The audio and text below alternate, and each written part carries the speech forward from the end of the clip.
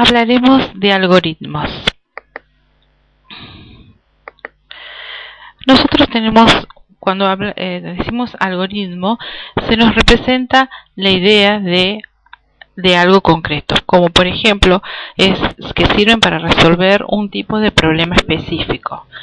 Son secuencias de pasos concretos que deben seguir cierto orden, requieren la definición de la entrada y de la salida y deben ser adecuados para ser ejecutados por un computador. Es decir, que como características de un algoritmo podemos decir que es preciso, sigue una serie de pasos en forma ordenada. Es correcto porque el resultado tiene que coincidir con la salida. Y cuando hablamos de finito, quiere decir que los pasos deben ser contables. Se pueden contar. Es por eso que tiene una entrada, un inicio y un fin. Como partes tenemos la entrada, que es esto que está aquí, el proceso, que es lo que están las figuras que están de amarillos, y las salidas, la salida, que lo que nos va a dar es el resultado esperado. Nosotros normalmente pensamos que cuando hablamos de algoritmo es para un proceso automatizado. En este caso, entonces, el programa, o que está en lenguaje de máquina, está escrito en base a un algoritmo, con una entrada, que serían los datos que se procesan y nos generan una salida con información. Para hacerlo a través de un computador necesitamos una serie de pasos, específicamente 3, que es el análisis del problema, luego viene el diseño del algoritmo, ¿sí? Y por último la implementación del mismo, que corresponde a una serie de pasos como codificación del programa en un lenguaje, la prueba del programa, si está bien, si no hay que volver a revisar, hasta llegar al fin del proceso.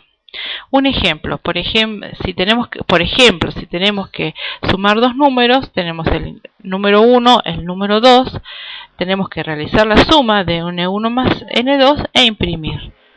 El número 1 y el n2 nos da la entrada.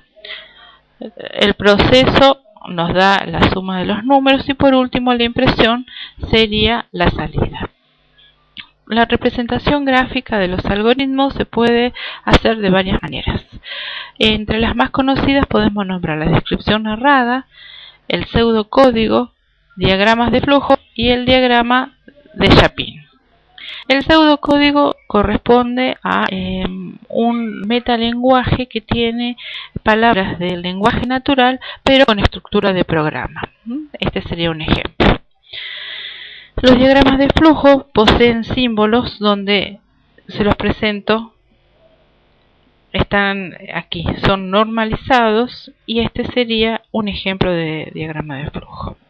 Por último vamos a presentar un ejercicio de programación donde el objetivo del problema es obtener el área del triángulo. Los datos de entrada van a ser las medidas de la base y de la altura, los datos de salida va a ser el área, que va a estar en una variable, el procesamiento va a ser la aplicación de la fórmula y acá tenemos la documentación de las variables.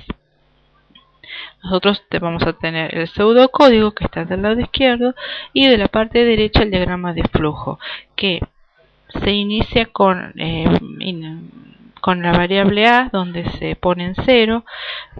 Luego este es un comentario, se introduce base y altura, se lee la base y la altura que están en estas variables, se procesa aplicando la fórmula y por último el área se imprime, el área del triángulo es esto.